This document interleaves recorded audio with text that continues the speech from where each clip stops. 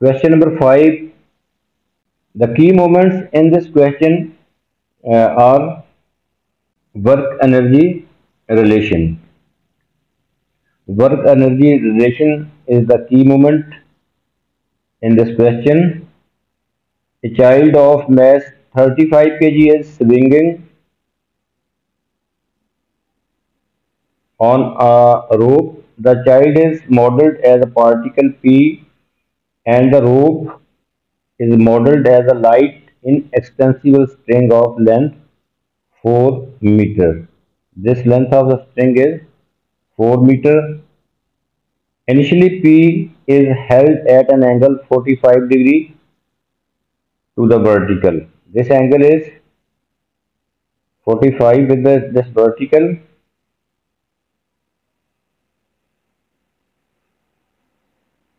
Part A of the question is given that there is no resistance of force. Resistance force इसमें नहीं है, इस particle P पे कोई resistance force नहीं है. Find the speed of P when it has traveled halfway along the circular arc from its initial position to the lowest point. This is the lowest point. Halfway जब हमने इसको release करना है तो halfway जो half distance जो है वो यहाँ तक बनेगा, यहाँ कहीं बनेगा. This is halfway. यहाँ पे halfway पे हमने इसकी स्पीड फाइंड करनी है. Find the speed of P when it has traveled halfway along the circular arc from its initial position to its lowest point. Lowest point इसका ये है, vertically above below this point. This point is the lowest point. This is arc. इसकी most ये swing है तो ये particle move करेगा यूं. This is the lowest point. This is the half way. This point will be the half way. इस diagram को हम दोबारा से बनाएंगे ताकि इस पार्टिकल P की डिफरेंट पोजीशन जो हैं with respect to the angles हम रिप्रेजेंट कर सकें.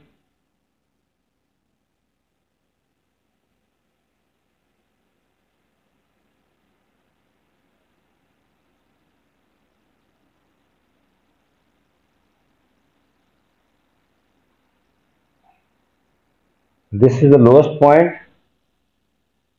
This is the lowest point of the particle. This angle is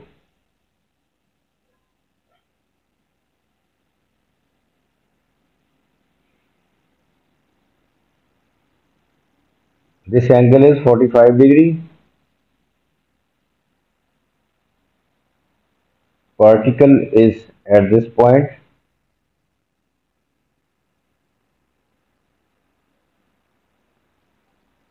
The mass of the child is considered as a particle, modeled as a particle. This distance is 4 meter. Length of this rope is length of this string is 4 meter.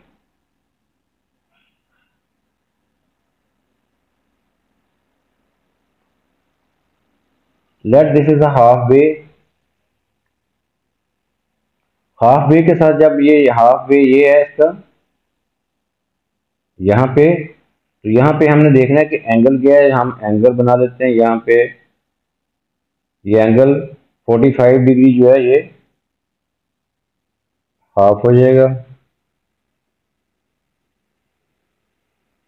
That halfway is here.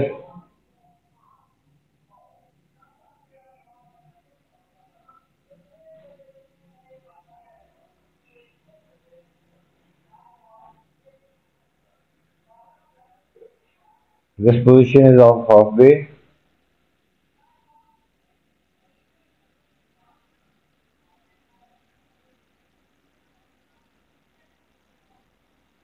This angle will be 22.5 degree. ये 45 का half हो जाएगा क्योंकि उसने half distance जो है वो cover किया है along the string. This is the lowest point. This point is the lowest point, और ये 4 मीटर है और ये भी 4 मीटर होगा।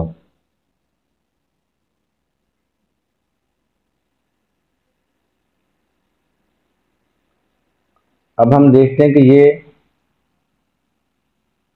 ये हाइट कितनी होगी। Let this height is h2 और दिस हाइट इज, यहाँ पे ये हाइट कितनी होगी। लोएस्ट पॉइंट पे हाइट हम सपोज कर लेते हैं कि लोएस्ट पॉइंट पे हाइट जो है ये h1 है, यहाँ से लेके यहाँ तक ये लोएस्ट पॉइंट है। इस हाइट को हम h1 से रिप्रेजेंट कर लेते हैं। दिस एंगल इज 90 और ये हाइट जो है प्रेजेंटली यहाँ पे वो पार्टिकल है बिफोर रिलीजिंग, तो ये हाइट जो है हम सपोज कर लेते हैं कि ये h2 है। This height is h2।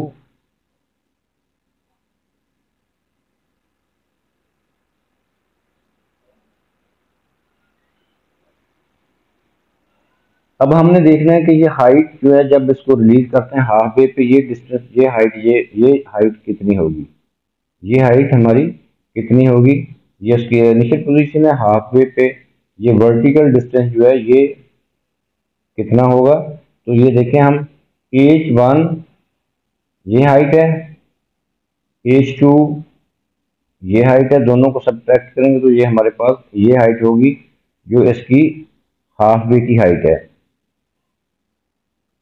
So when this given that there is low resistance force, find the speed of p when it has traveled halfway along the circular arc from its initial position to the lowest point। ये half way जो है इसका ये point है, यहाँ पे angle जो है ये 25 डिग्री बनता है when we release this particle from this initial position। तो यहाँ पे law of conservation of energy हम यूज करेंगे कि इसकी जो यहाँ से जब रिलीज करेंगे इसकी पोटेंशियल एनर्जी जो है वो डिक्रीज होती जाएगी और काइनेटिक एनर्जी इंक्रीज होती जाएगी। तो सो क्योंकि कोई इसमें रेजिस्टेंस नहीं है तो सो हम कह सकते हैं कि loss of kinetic, loss of potential energy, loss of potential energy जो है वो गेन इन काइनेटिक एनर्जी होगा, गेन इन के ई। अब हमने देखना है कि ये डिस्टेंस जो है ये कितना होगा, हाइट कितनी होगी। लॉस ऑफ पोटेंशियल एनर्जी के लिए हमें एज फाइंड करना है, इसको कैपिटल एज से हम रिप्रेजेंट कर सकते हैं। ये हाइट जो है, let this is capital H. Capital H क्या होगा, h1 माइनस h2। तो यहाँ से हम h1 और h2 फाइंड करेंगे।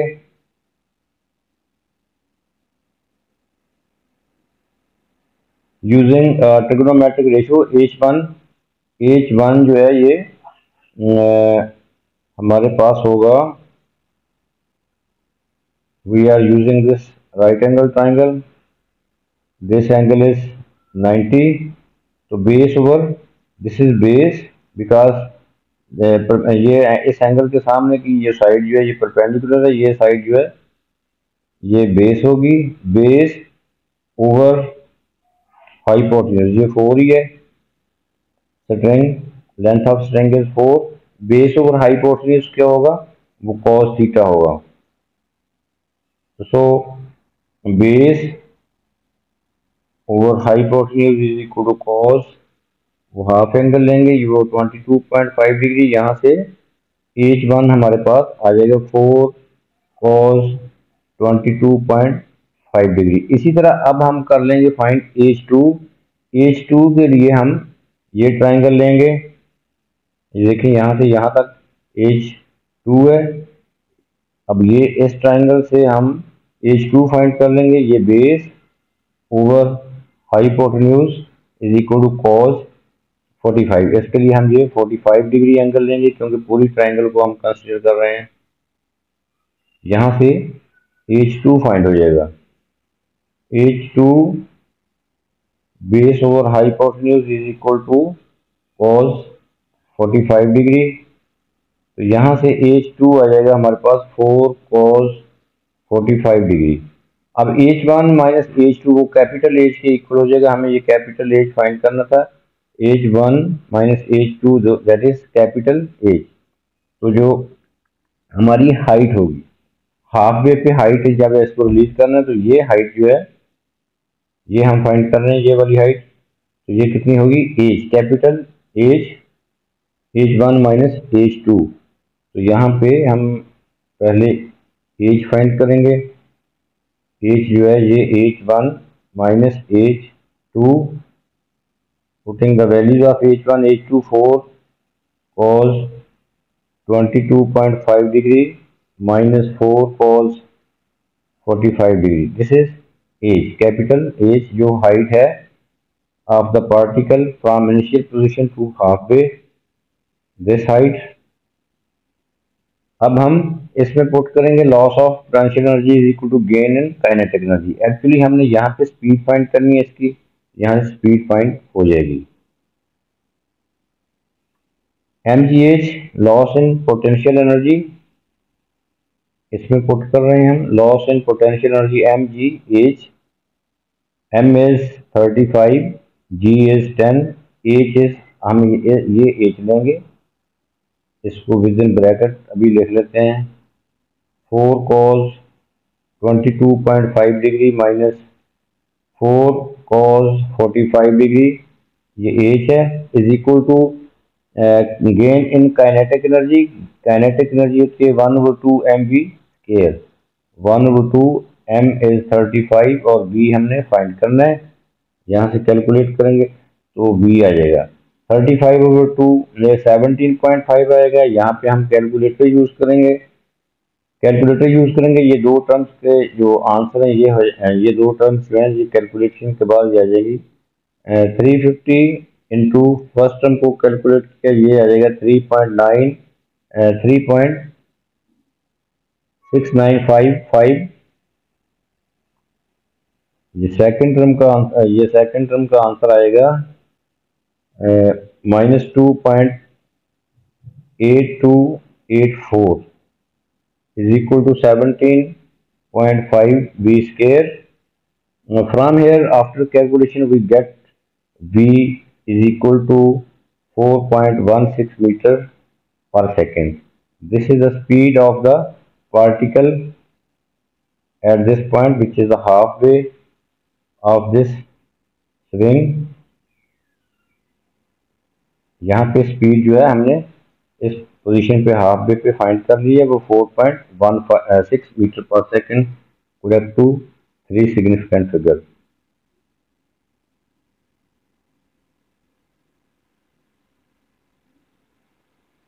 Next part B is it is given instead that there is a resistance force।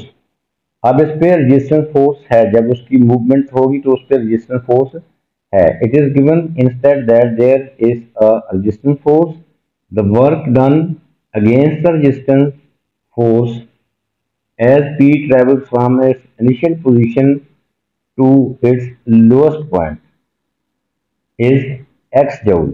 Work against friction resistance is x joule when it moves from when particle P travels from initial position to the lowest position.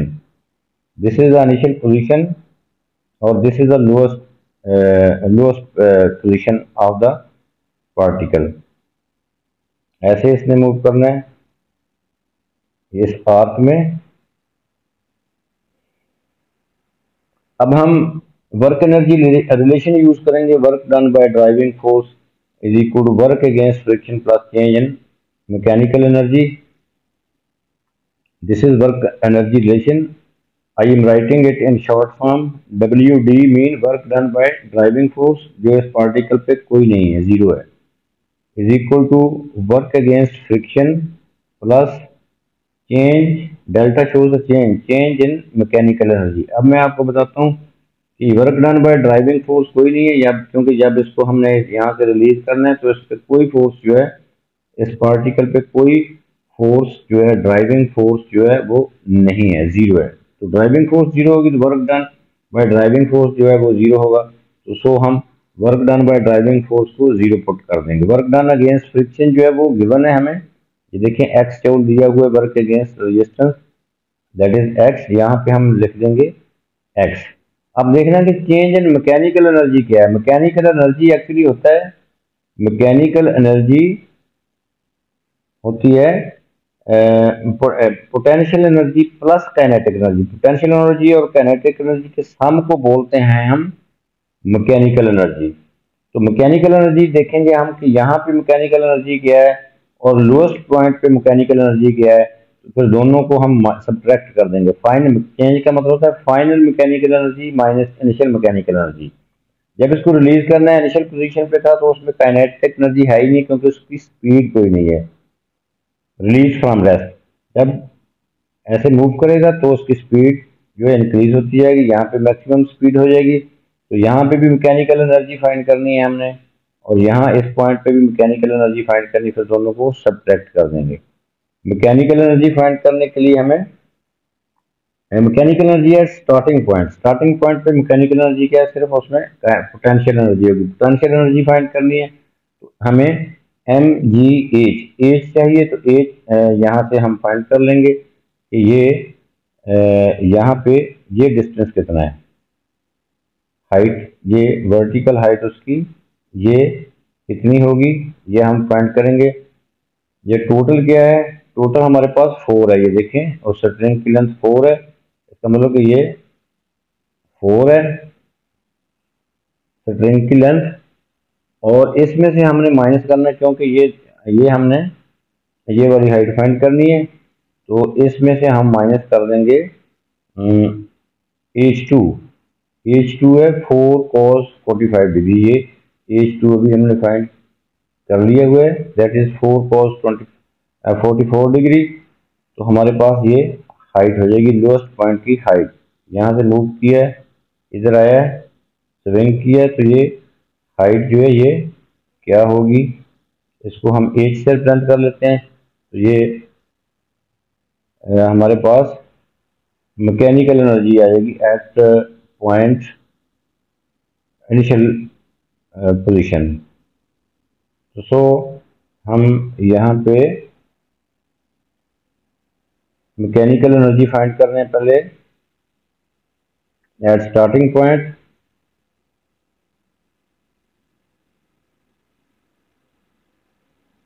Starting point पे kinetic energy कोई नहीं होगी, यहाँ पे सिर्फ potential energy होगी, वो M G H, M is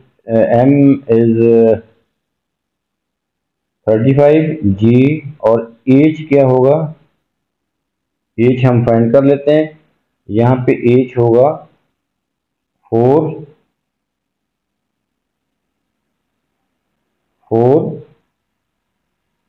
minus 4 cos 45 degree. यहाँ पे एच की वैल्यू पुट करेंगे तो ये आ जाएगा 350 इंटू 4 माइनस 4 cos 45 डिग्री। इसको कैलकुलेट करेंगे तो ये आएगा 410.1 joule. This is the mechanical energy at the starting point. अब हम मैकेनिकल एनर्जी लोएस्ट पॉइंट पे फाइंड करेंगे। लोएस्ट पॉइंट पे ये this is the lowest point, यहाँ पे क्यों कि यहाँ इस पॉइंट लोएस्ट पॉइंट पे मैकेनिकल जो पोटेंशियल एनर्जी वो जीरो हो जाएगी, क्योंकि हाइट इसकी जो है वो जीरो होगी। ये देखें यहाँ से हाइट कम हो रही है, कम हो रही है, और इस लोएस्ट पॉइंट पे हाइट जो है वो जीरो हो जाएगी। तो सो इसमें काइनेटिक एनर्जी है बट इसमें पोटेंशियल एनर्जी नहीं होगी। तो mechanical energy at lowest point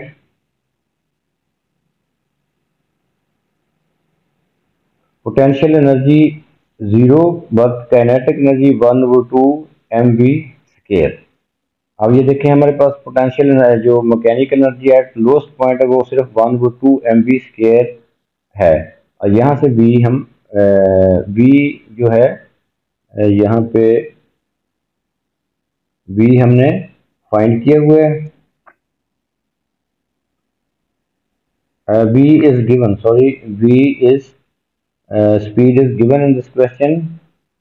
And the speed of P at its lowest point पे speed हमें given है 4 मीटर पर सेकेंड, यहाँ पे स्पीड गिवन है। अब हमने x फाइंड करना है, जो हमारे क्वेश्चन में x क्या है, this is work against friction.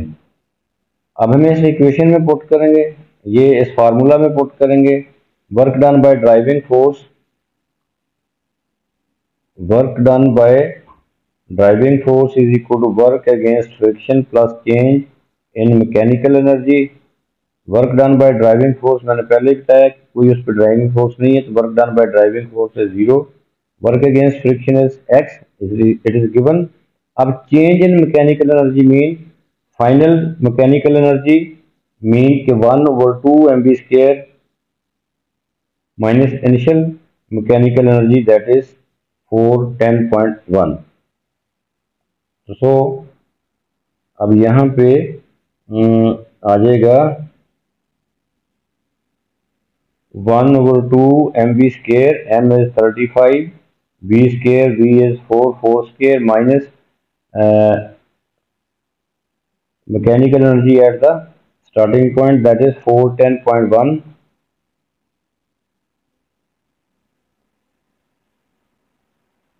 410.1। यहाँ से हमारे पास x जो है वो फाइंड हो जाएगा। 0 is equal to x plus, इसे हम सिंप्लीफाई करेंगे तो वी गेट दिस 280 माइनस 410, हम 0.1 को इग्नोर कर रहे हैं यहाँ पे, तो ये फाइनली जो है x की वैल्यू आ जाएगी 130, क्योंकि x जो है ये वर्क डन अगेंस्ट फ्रिक्शन को रिप्रेजेंट करता है, work done against the resistance को रिप्रेजेंट कर रहा है x, तो सो ये x का जो यूनिट है वो क्या होगा, joule. This is work against the resistance, this is the answer.